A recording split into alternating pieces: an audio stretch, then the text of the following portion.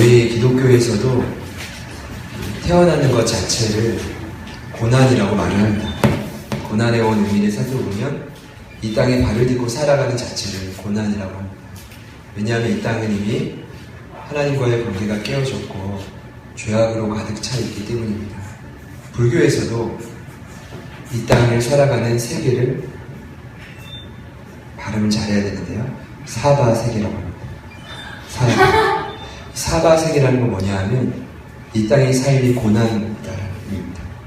그래서 그들이 그토록 원하는 것은 해탈입니다. 세상에 기대하지 않습니다. 이 세상은 변화되기보단 갈수록 악해져 갈 것이다. 어쩌면 기독교의 관점과 비슷한 부분이 있다는 생각이 듭니다. 이런 세상 속에 여러분이 한 주간 가정에서, 일터에서 애쓰시다가 오셨습니다. 그래서 초대교회 성도들이 만나면 이런 인사를 했습니다. 만나서 반갑습니다. 이 의미는 그냥 반가운 게 아니라 정말 수고하다가 오셔서 살아오신 게 반갑다라는 겁니다. 이런 의미로 옆에 있는 분들께 한 번 더 인사해 봅시다. 정말 반갑습니다. 살아와 주셔서 감사합니다. 고린도 교회는 여러분이 아시다시피 굉장히 지식을 숭배했습니다. 똑똑한 사람들, 지식이 많은 사람들을 인정하게 됐고, 두 번째 특징은 많은 다양한 우상들을 섬겼습니다. 심지어 교인들 안에도 내가 섬기는 우상이 더 세냐, 네가 섬기는 우상이 더 세냐, 이렇게 다퉜습니다. 그리고 우상에게 기도했습니다. 하나님, 오늘 저 집사님 가정에 있는 우상을 무찔러 주십시오. 좀 이상하잖아요? 기도는 하나님께 해야 되는데 우상에게 전했다는 겁니다.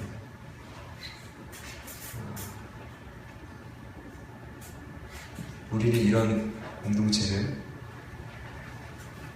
집구석이라고 합니다. 교회를 영적인 가족이라고 말하지만 제대로 체계가 잡혀있으면 집안이라고 하죠. 따라해 보시죠. 집구석. 질서가 없는 겁니다. 자기 멋대로인 거예요. 교회에 나와서 예배를 드릴 때는 예수님을 찬양하지만 돌아가서는 수많은 우상들을 고스란히 섬기고 있는 거죠. 또 문제가 있었습니다. 고린도 교회가 급작스럽게 부흥하다 보니까 다양한 부류의 사람들이 모였습니다. 이 말은 뭐냐 하면 각자의 은사가 다양했다는 겁니다. 그런데 문제는 뭐냐면 그 주신 은사, 하나님이 주신 선물로 교회를 세워가면 좋을 텐데 자신들이 아는 것과 삶이 일치가 되지 않기 시작했습니다. 에베소서 4장 말씀에 이런 구절이 있습니다. 우리가 다 하나님의 아들을 믿는 것과 아는 일에 하나가 되어 온전한 사람을 이루라. 이 말이 뭐냐면 하나님의 아들을 믿는 믿음과 아는 일이라는 건 내 삶의 신앙의 지식과 삶의 모습이 일치가 되어져야 된다는 겁니다. 일치. 이게 일치가 되어지지 않을 때 그때부터 우리는 고민하게 됩니다. 남을 판단하게 되고 정죄하게 됩니다. 저는 신앙생활의 그 목적을 이렇게 정리하고 싶습니다. 아는 것과 삶의 갭을 줄여가는 겁니다. 신앙의 지식과 삶의 일치를 이루어가는 게 한마디로 신앙생활입니다. 누군가 저에게 와서 목사님 왜 전하는 말씀과 삶의 일치가 되지 않습니까? 라고 간혹 이야기를 한다면 제가 조금 더 고민을 많이 할 텐데 어느 누구도 저에게 그런 얘기를 안 합니다. 훈련의 여정이 마치고 교회를 개척하고 나니까 또 어느 누구도 저에게 그런 말 잘하지 않아요. 현식전장이 저에게 그러겠습니까? 아니면 하영청년이 저에게 와서 목사님 왜 말과 삶이 다르겠습니까? 그러겠습니다. 다영 간사님이 친밀해도 항상 찬양입니다. 목사님 수고 많으십니다. 목사님 제가 기도하겠습니다. 다 제 잘못입니다. 훈련이 아주 잘 됐습니다. 유일하게 저에게 솔직하게 말씀하시는 분이 한 분 있다면 저희 부모님도 안 하시는데 사모님입니다. 가끔 이야기합니다. 당신이 말하는 것과 삶이 너무 다르다. 성품은 고쳐야 한다. 이런 질문 들어보셨습니까? 목회자의 기본은 뭐라고 생각하나요?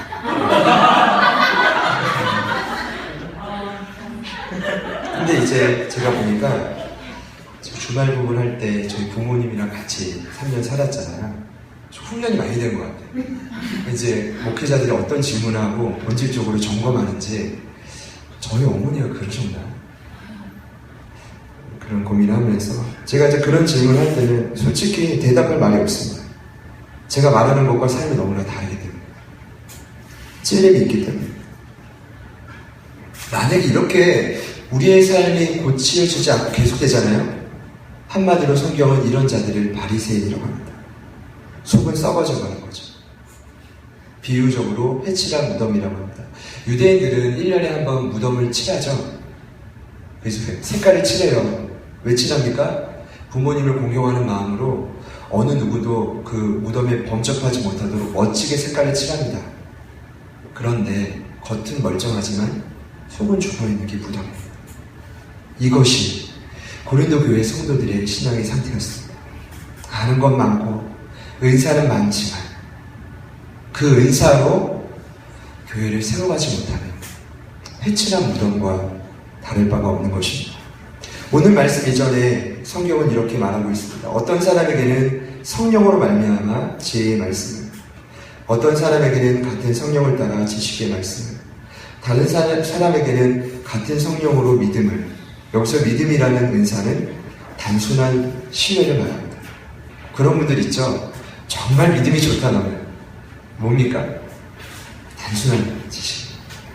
어떤 사람에게는 한 성령으로 병 고치는 은사를, 어떤 사람에게는 능력 행함을, 어떤 사람에게는 예언함을, 어떤 사람에게는 영들 분별함을, 다른 사람에게는 각종 방언 말함을, 어떤 사람들에게는 방언을 통역함을 주시나니 이 모든 일을 같은 한 성령이 행하사 그의 뜻대로 각 사람에게 나누어 주시는 것이다. 오늘 말씀 바로 앞전에 나온 구절입니다. 바울이 왜 이 이야기를 할까요? 너희들 은사 있는 거 내가 인정한다. 신령한 거 사모하는 거 내가 다 보기 좋다. 그런데 같은 성령이 은사를 줬는데 왜 너희들의 삶의 모습은 각양각색이냐? 하나가 되지 못하냐? 왜 교회에 덕을 세우지 못하냐? 교회를 건축해 가지 못하냐? 제가 보니까 오늘 말씀을 들으시면 알겠지만 몇몇 부류가 있었습니다. 첫 번째는 신앙생활을 많이 했지만 여전히 개인주의에 사로잡힌 부류들. 첫 번째. 두 번째는 신앙생활을 하지만 여전히 낮은 자존감으로 다른 사람을 부러워하는, 이것도 병이거든요. 세 번째는 신앙생활을 하면서 내가 가장 높아져 있는 사람. 오늘 이런 부류의 고린도 교회 성도들에게 바울이 어떻게 말씀을 전하고 있는지 잠시 나누고 싶습니다.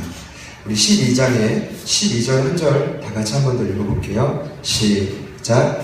몸은 하나님께 많은 지체가 있고 몸의 지체가 많으나 한 몸을 그리스도의 그러하니라. 네, 바울은 가장 먼저 교회는 그리스도의 몸이라고 합니다. 저를 잘 보시죠. 교회를 정의하는 여러 가지 단어가 있습니다. 교회가 되기 위해서는 기본적으로 삼위 하나님의 도우심이 없으면 안 됩니다. 이 말은 뭐냐 하면 교회를 정의할 때도 삼위 하나님의 특성에 따라 정의할 수 있다는 겁니다. 성부 하나님의 초점에 맞춘다면 교회는 하나님의 백성들입니다. 여기서 강조하는 강조점은 우리는 하나님의 자녀로서 이 땅을 영원히 살아가는 존재가 아닙니다. 믿으십니까? 우리는 하늘나라를 사모하며 달려갈 순례자입니다. 이걸 강조할 때 교회를 하나님의 백성이라고 합니다. 성자 예수님의 초점을 맞출 때 우리는 머리가 그리스도고 우리는 몸. 그래서 교회를 그리스도의 몸이라고 합니다. 여기서 강조하는 초점은 살아있는 유기체라는 것입니다. 교회는 살아있다는 겁니다. 교회는 더 이상 건물이 아니다라는 겁니다. 예배당입니다. 예배드리는 장소일 뿐이지 이 자체가 교회가 아닙니다. 교회는 바로 저와 여러분들입니다. 이것을 강조할 때 교회를 그리스도의 몸이라고 합니다. 오늘 바울은 고린도 교회를 향해 교회는 그리스도의 몸이라고 이야기했던 이유는 뭐냐 하면 수많은 사람들이 착각한 겁니다. 교회는 예배당이구나. 교회는 몸이라고 말하지만 각자 노는 겁니다. 예를 들어서 우리의 몸이 머리와 눈과 코와 귀와 발과 여러 가지 기관으로 구성되어 있다고 칩시다. 그런데 어느 날 눈이 기능을 하지 않아요. 여러분 운전을 하는데 앞이 보이지 않는다고 생각해 보십시오. 할 수 있을까요? 한 번은 제가 제 구두를 예전에 참 이게 마음이 연약해서 예전에 좀 구두를 크게 신었었어요. 그랬더니 어떤 분이 제 구두를 보고 이렇게 말씀하시더라고요. 목사님 키는 작은데 구두를 그렇게 크게 신으시네. 이 말이 굉장히 상처로 다가온 거예요. 근데 제가 270을 신다가 255짜리 구두를 샀습니다. 줄여보고 싶었어요. 키도 작은데 신발을 작게 신자. 죄송합니다.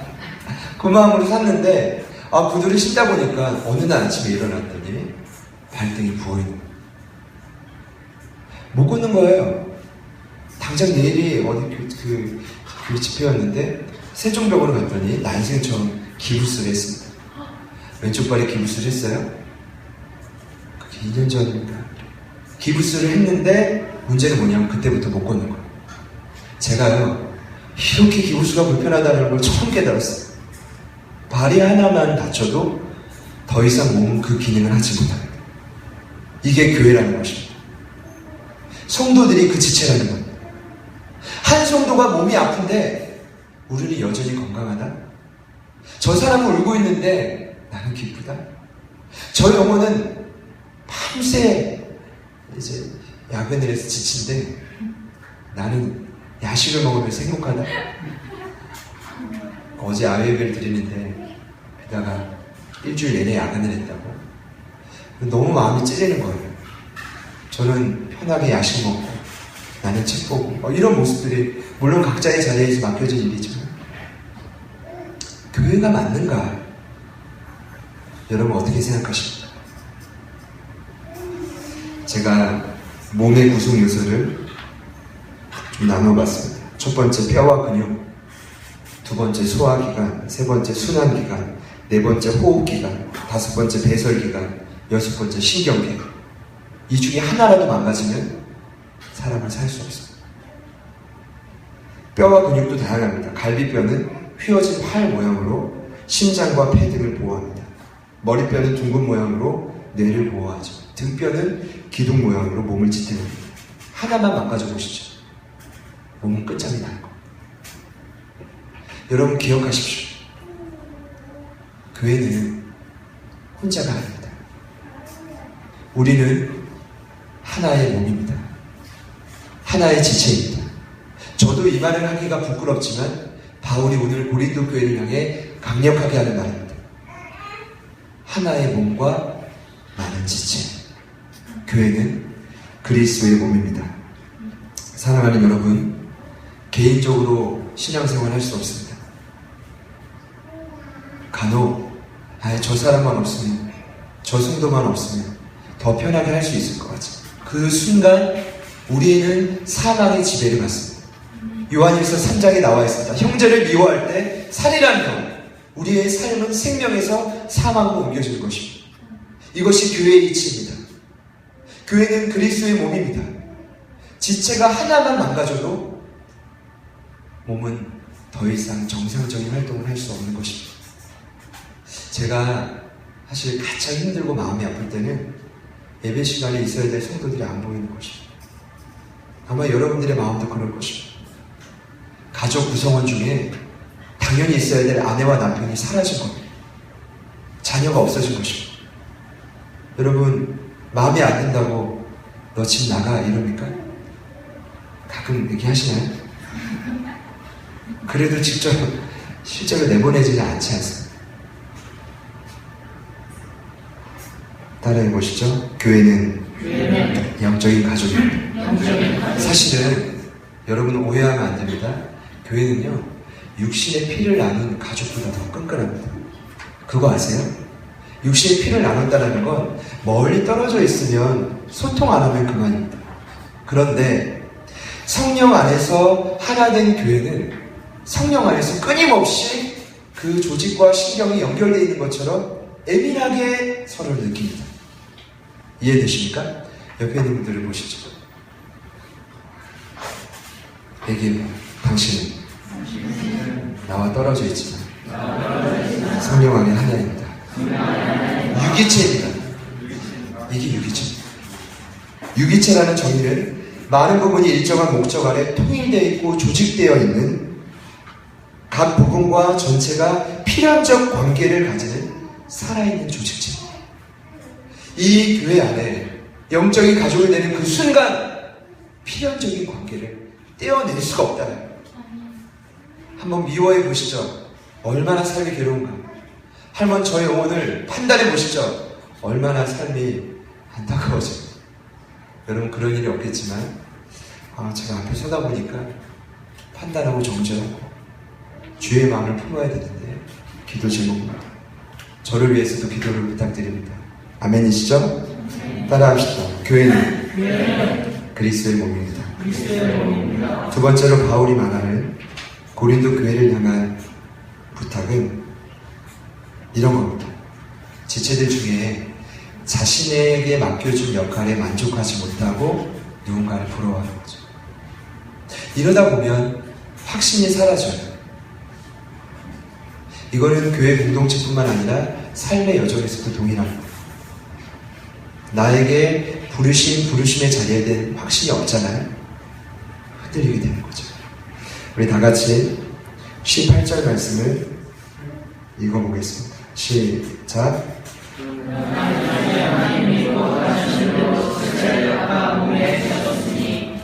교회의 두 번째 원리.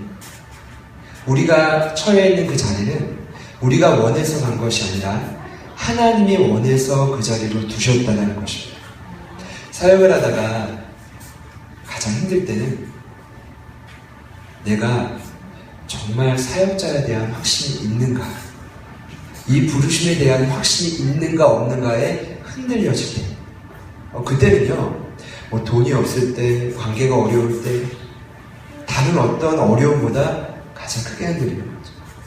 부부생활 할 때 가장 힘들 때는 언제라고 생각하십니까? 정말 이 사람이 내 아내가 될 사람이 맞았는가? 내 남편이 될 사람이 맞았는가? 다시금 그 확신을 이렇게 더듬어 갈 때 큰일 나는 거죠. 여러분 제가 목회를 하다가 난 이게 확신이 없었어. 제자들 교회 부르심이 아니었어. 이래봐요. 오늘 바울에 의하면 발이 손에게 이렇게 말합니다. 나는 반주로 치장한 손처럼 아름답지 못하니 이 몸에 속하지 않은 것이 맞아. 귀가 눈에게 이야기합니다. 나는 맑고 그윽한 눈처럼 아름답지 않으니 머리에 한 자리를 차지할 자격이 없어. 그러면서 만약에 그 영혼들이 그 부르심의 자리를 떠난다면 몸은 어떻게 되겠습니까?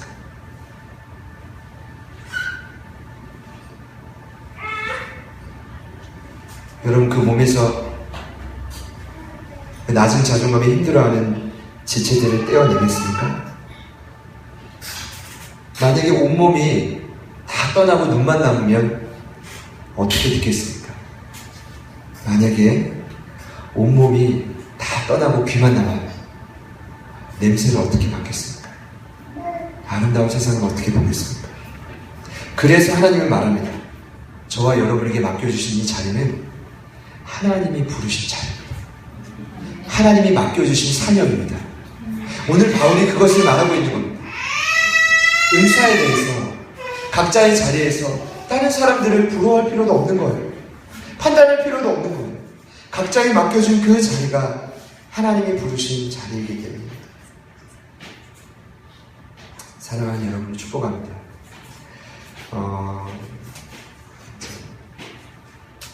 여러분 확신이 있으시죠? 주변에 있는 분들에 대한 확신도 있으십니까? 아, 저 화상. 예를 들어, 왜 나에게 저런 자녀? 이런 생각해 보신 적 없으시죠? 있더라도 반드시 부르심의 자리를 지키시기를 축복합니다.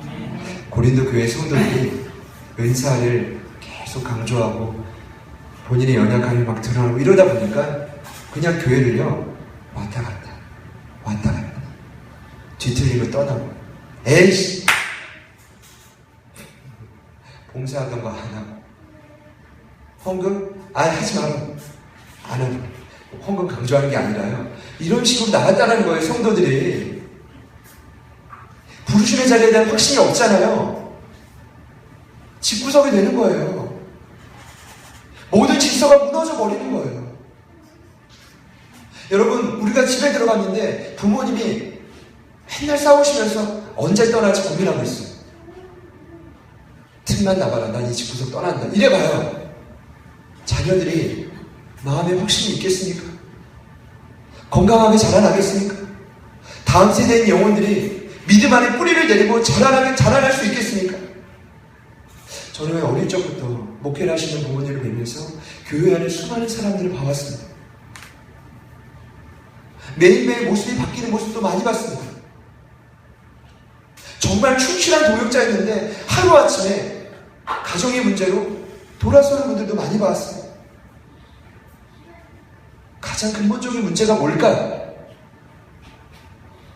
하나님이 교회로 부르셨는데 사명을 맡기신 건데 부르심에 대한 확신이 없어지면 모여서 함께 갈 수 있는 힘이 없는 것이죠.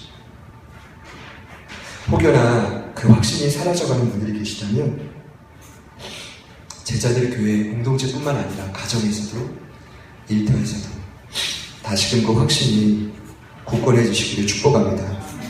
마지막으로 바울이 말하는 권고는 그렇습니다.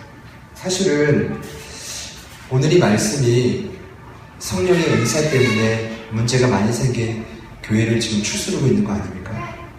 첫 번째는 개인적인 성향이 강한 자들 향해 교회는 하나의 몸이다. 절대로 혼자 살아가는 게 아니다. 두 번째는 연약해서 자꾸만 누군가의 은사를 더 부러워하고 마음을 담고 있는 분들에게 각자에게 맡겨진 자리가 있다. 세 번째는 이런 겁니다. 어느 누구든지 쉽게 빠질 수 있는 연약함이 뭐냐 하면 내 은사가 최고라는 거. 내가 당신보다 낫다라는 겁니다. 제가 이번에 호주에 갔을 때 한 목사님을 뵀습니다. 뉴질랜드에서 호주까지 오셨어요. 비행기를 타고 말씀을 전해주시려고. 그분의 성함은 최요한 목사님. 뉴질랜드 가신 지는 이제 한 10년이 좀 넘으셨는데 참된 성결교회를 목회하시는 분이시고, 제가 알기로는 뉴질랜드에 있는 교회 중에 좀 건강하고 또 가장 규모가 있는 교회 목사님인데, 그분이 그런 얘기를 하시더라고요. 오늘 같이 봉고차를 타고 오면서 저는 제가 운전해야 되는 게 아닌가. 그분이 설교 초반에 그런 얘기를 하시고,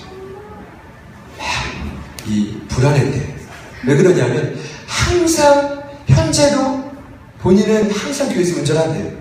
그러면서 무슨 말씀을 하시냐면 오기 직전에 성도가 이사를 했는데 목회자는 한인교회에서 이사를 할 때는 짐꾼이라. 그러면서 어떤 이야기를 하냐면 저희 이제 사역자들이 많은데 부탁을 하는 거예요. 여러분들이 사역에서 언제나 승리하기 위해서는 겸손해야 됩니다. 언제나 누군가를 섬기기 위해 노력해야 됩니다. 그것이 뒤바뀌었을 때 사역이 어려워져 가는 모습을 많이 보셨다는 거죠. 제가 왜 그러냐 하면 가끔 하나님 은혜가 없잖아요. 가끔이 아니라 저희 아내 말이냐면 가끔 삶이 신앙과 일치가 되지 않을 때 이야기하면 이게 교만해져요. 높아져요. 남보다 내가 더 나아져. 제가 한번 이야기해 볼까요? 저는 여러분들보다 훨씬 더 괜찮은 사람입니다. 기분이 좋으십니까? 나쁘십니까? 여러분들은 그렇게 다 인정하시나요? 옆에 있는 분들한테 한번 이야기해 봅시다. 저는 당신보다 더 괜찮은 사람 같습니다. 눈이 어느 날 손에게 말합니다. 야, 꺼져. 나는 네가 필요하지 마. 너 따위가 필요 없어. 어느 날 머리가 바르게 말합니다. 야, 지저분한 발, 냄새나는 발, 너 이제부터 해고야. 우리 몸에서 떨어져 나가. 오늘 말씀에 나온 내용이 그겁니다.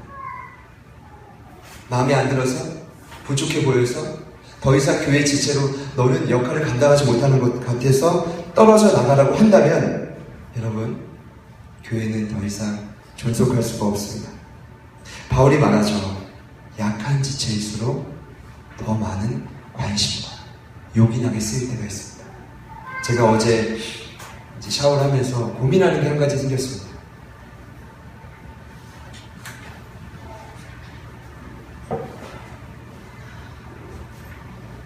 내 머리카락이 자꾸만 너무 많이 빠져가는 거예요. 거울을 보면서 기도했습니다. 제가 얼마 전에 그 머리를 이발을 하고 미용실에서 이제 어쩔 수 없어서 그 탈모 방지 샴푸를 샀거든요. 그런데 그 화교분이 중국에서 오신 미용사분이 너무 친근하게 설득을 잘 하시는 거예요. 제가 보니까 그 설득에 넘어와가지고 그 토닉이라는 약품도 하나 같이 샀어요. 탈모 샴푸를 하면서 그걸 뿌려줘 효과가 있다는 거예요. 그런데 쓰면 쓸수록 머리의 윤기가 자꾸만 사라져가는 거야. 머리카락이 평소보다 더 많이 빠져가는 것 같아. 그러면서 기도했습니다. 하나님, 제 머리에 아직 머리가 많이 나야 됩니다. 아직 빠질 때가 안 되지 않았습니까? 저는 지금 남들이 보면 20대 후반, 중반 이렇게 보는데 머리가 빠진다. 근데 주님이 말씀을 묵상하는데 뭐라고 이야기를 하시냐면 윤기 나는 머리카락보다 너는 이 속에 있는 장의 건강을 위해 기도해야 되지 않겠니? 이런 마음을 주시는 거예요. 무슨 얘기냐면요. 여러분, 좋은 시력이 없어도 살 수 있습니까? 없습니까? 살 수 있어요? 없어요? 윤기 난 머리카락이 아니고 머리가 빠져도 살 수 있습니까? 없습니까? 그런데 어느 날 갑자기 위가 사라져요. 살 수 있습니까? 없습니까? 그거예요. 한쪽 눈이 없어도 살 수 있지만 여러분 몸에서 간이 사라진다고 생각해요. 살 수 없어요. 바울이 말하는 것이 이런 관점에서 말하는 거예요. 우리 몸 안에서 어떠한 연약한 지체라도 없어서는 안 된다. 교회는 함께 가야 됩니다. 내가 교만해서 저 사람을 비웃고 정죄하고 판단하는 그 순간 교회는 힘들어져 가는 거죠. 옆에 있는 분들에게 한 번 더 이렇게 축복합시다. 당신은 나보다 괜찮은 사람입니다. 진심이십니까? 인도 출신의 한 교수가 본인의 책에 이런 글을 썼습니다. 책의 제목은 Bad Habit, 나쁜 습관이라는 책입니다. 성공한 기업의 7가지 자기 파괴 습관이 있는데 이런 거예요. 기업이 성공했는데 성공한 기업이 파괴되는 7가지 요인이 있다는 거예요. 그 7가지 요인은 현실을 부정하고 교만하고 타성에 젖고 핵심 역량에 대한 과도한 의존. 이건 뭐냐 하면 잘한다 하는 사람만 계속해서 시키는 거예요. 이게 곧 기업을 멸망하게 하는 지름길인 거죠. 눈앞에 보이는 경쟁에 집중하는 근시안적인 태도, 규모에 대한 집착, 쉽게 말하면 기업은 자꾸만 커져가요.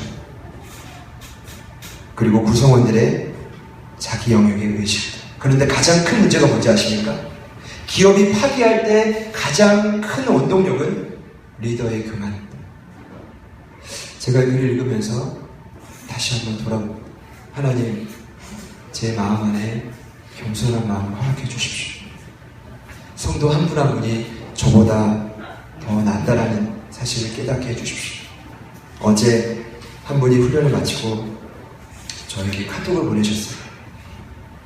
그런데 이제 마치고 몇 가지 회의를 하다 보니까 제가 원전도에 모임 시간이 한 11시 반쯤 이렇게 맞춰졌어요. 그분이 이제 카톡 마지막 글 길게 뭐라고 쓰셨냐면, 길어진 회의 때문에 너무 죄송한데 본인을 부족한 제자라고 이렇게 썼습니다. 제가 그 말 이렇게 문자를 받고 굉장히 마음이 짠했어요. 부족한 사람은 그분이 아니라 바로 저예요. 교회는 모든 지체가 소중합니다. 하나님께서 여러분들을 분명한 뜻이 있어 저희 교회를 보내셨음을 확신합니다. 그리고 저희들은 그리스도의 몸입니다. 유기체입니다. 하나님께서 오늘 이 시간 저와 여러분들에게 주시는 이 말씀 앞에 제가 세밀하게 반응하며 나아갔으면 좋겠습니다. 우리 같이 찬양하시고 기도하겠습니다.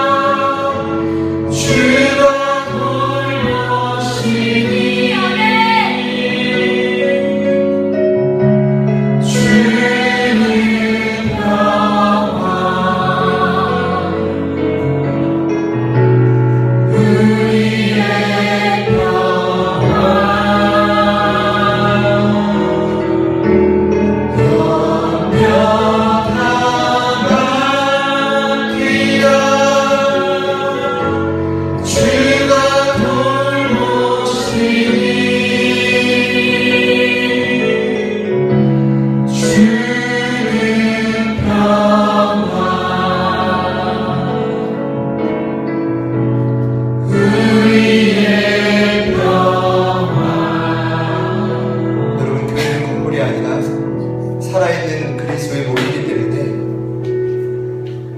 바울은 말한 것입니다.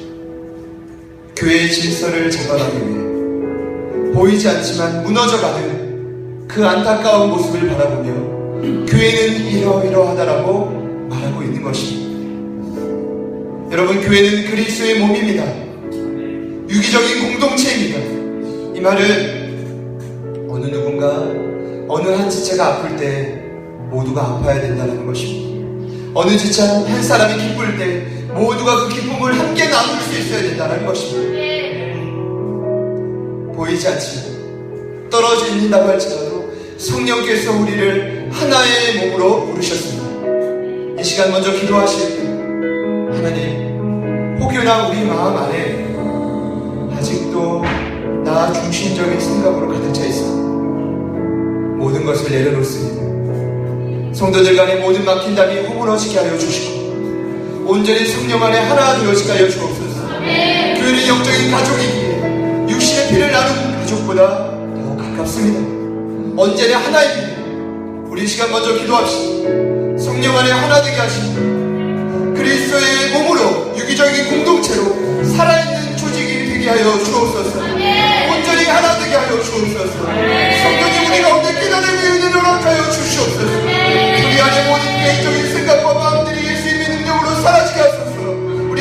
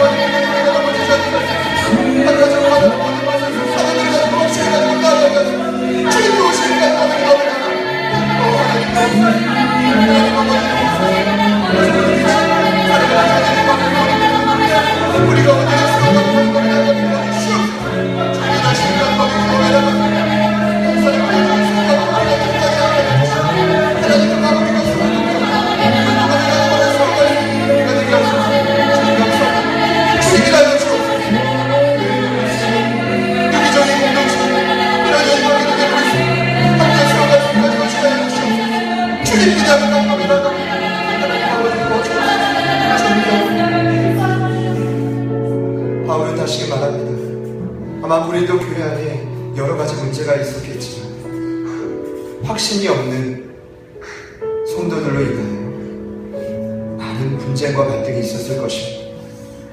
여러분 반드시 기억하고 다시금 기도하실지어다. 우리를 부르신 부르심의 자리에 대한 확신입니다.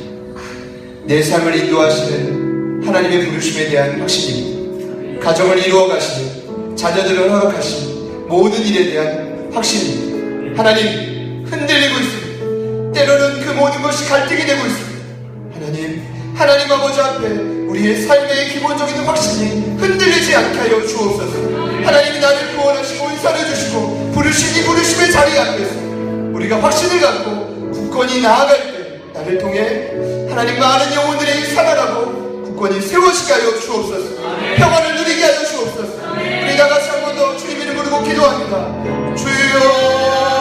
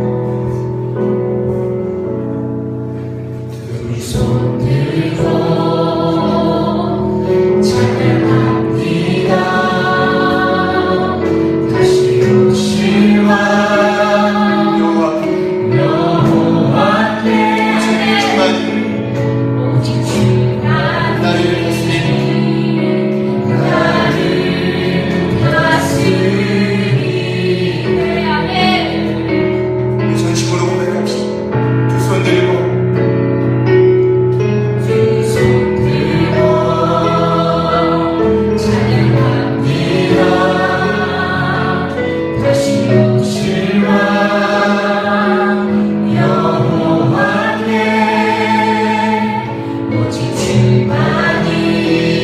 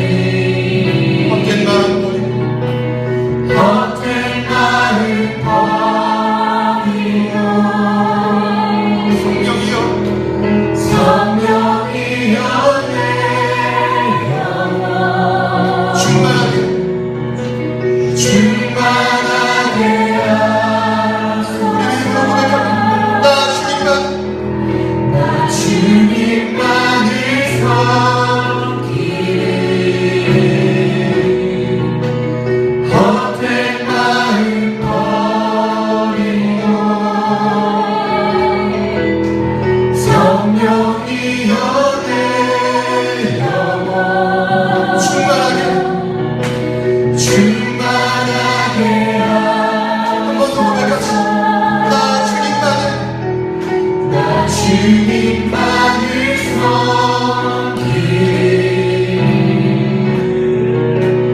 헛된 마음 버리고 성령이여 내 영혼 충만하게 하소서. 주님 앞에 내 생명 드리리라. 성령께서 말씀하십니다. 하나님 우리에게 처음 은사를 주실 때, 우리를 구원하실 때는 우리에게 주신 그 선물을 통해 주님의 마지막 이 땅을 바꾸는 최후의 보루인 교회를 세우라고 허락하실 것입니다. 주님이 말씀하십니다. 우리의 삶의 목표가 너무나 많이 흩어져 있다고 말씀하십니다. 너무나 많은 다른 방향으로 흘러가고 있다고 말씀하십니다. 우리 이 시간 잠잠히 우리 마음속으로 결단하며 한 번 더 기도하십니다. 하나님, 나에게 허락하신 은사, 나에게 허락하신 직장, 나에게 허락하신 모든 사업장과 사명, 하나님 그 모든 것의 초점은 교회를 세우는 데 있다. 교회를 세우는 데 있다. 영혼을 살리는 데 있다. 하나님 이 분명한 확신과 마음은 이 마음속에 다시금 허락하여 주시옵소서. 잘못된 방향이 다시금 방향을 잡고 함께 같은 방향으로 나아갈 수 있도록 도와주시옵소서. 우리 마음속으로 결단하며 한 번 더 기도합시다. 주님, 성령님 감사합니다. 성령 하나님 감사합니다. 세상에 많은 모든 하나님 걱정도 근심, 하나님 주시는 사는 어디에서 지고라고 믿으며 오직 주의 영광을 위해 살아갑니다. 교회를 붙여도 했던 내 모습 하나님 감사하여 주시옵소서. 주님의 말씀 다시 생각하는 사람 우리가 믿음으로 마지막 결단하게 하여 주시옵소서. 성령 하나님 감사합니다. 잘못된 삶의 거기에 살아 항상 잘못된 모든 잘못된 생각 하나님의 시간 제어해 주시옵소서. 오직 주의 영광을 위하여서 먼저 주의 나라를 구하라고 했던 것처럼 주님의 뜻과 의를 따라 나아가는 우리가 되어지게 하옵소서. 주의 삶 주님의 나라와 정부하여서 쓰임받게 될 간절히 소망하며 하나님 너무나 기뻐서 때로는 너무나 정신이 없어서 때로는 너무나 내 마음을 살리는 주에서 하나님의 목적을 잃어버린 내가 너무나 많았음을 용서하여 주시고 다시금 하나님 아버지 앞에 열단을 갖고 하나님 아버지 일하여 주시고 주님의 뜻과 의를 가지고 하나님 다시금 그 삶의 목표가 주님에게 나아갈 수 있도록 도와주소서. 주님을 알려 주시옵소서.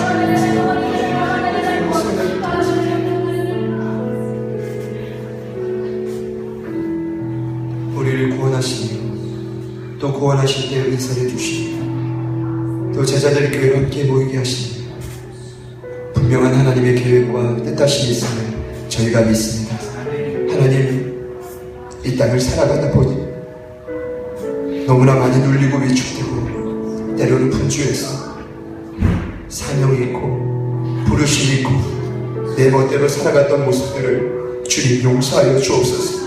다시금 주님 나에게 은사를 주시고 구원하신 그 목적이 무엇인지를 깨닫게 하여 주셔서 주님의 몸된 교회에 덕을 세워가며 든든히 건축해가는 우리 모두가 될 수 있도록 인도하여 주시옵소서. 하나님, 우리는 유기체라고 했습니다. 살아있는 몸이라고 하였습니다. 눈이 아픈데 모른 채, 발이 부었는데 모른 채, 손가락이 잘려져 나가는데 모른 채 했던 우리의 병든 고장난 몸을 주님 긍휼히 여겨주셨습니다. 이제는 우리의 몸을 함께 세워가는 건강한 몸이 되어지게 하여 주옵소서. 건강한 교회가 되어지게 하여 주시옵소서. 빨리 가는 것보다 하나님 오늘 말씀처럼 교회의 든든한 기준을 세워가며 우리가 말씀 앞에 믿음으로 반응해 나아갈 수 있도록 인도하여 주시옵소서.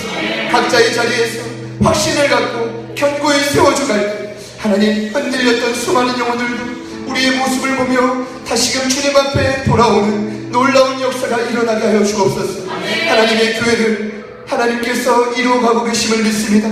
저희들을 통하여 모든 지체를 통하여 주님의 몸을 이루어가 주옵소서. 연약한 지체가 있습니까?